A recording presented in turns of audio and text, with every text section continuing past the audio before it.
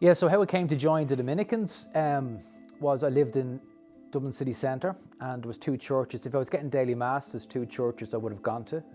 One was a Dominican chapel in Parnell Square, and the other was a Capuchin church on Church Street.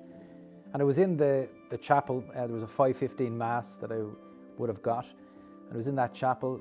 The St. Martin's Apostolate is based there. So it was in that chapel. It was in the basement at the time, where I felt a strong calling towards the Dominican way of life, and in particular the brotherhood.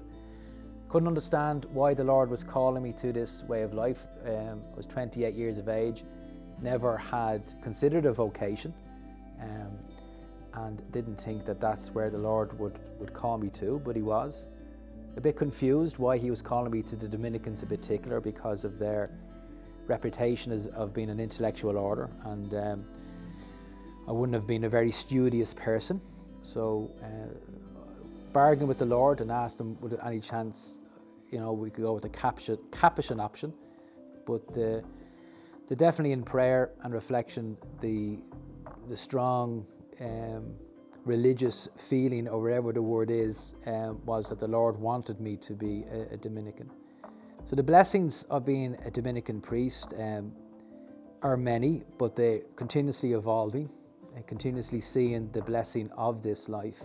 I take the question with challenges together with blessings, because they sort of go hand in hand for me personally. Like the challenges of right from the get-go, from the novitiate way of life, which would have been one of reflection, prayer, silence. I found that a great challenge, but also a great blessing at the same time.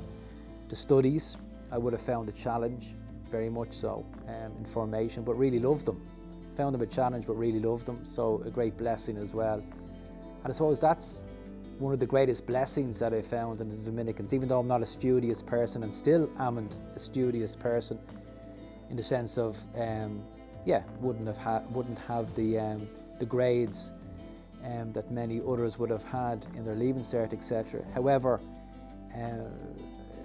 I do have a love for the books, and I do have a love for learning, and I think that that's what the Lord, knew about me, and that's part and parcel why I suppose He put me in as a Dominican, partly.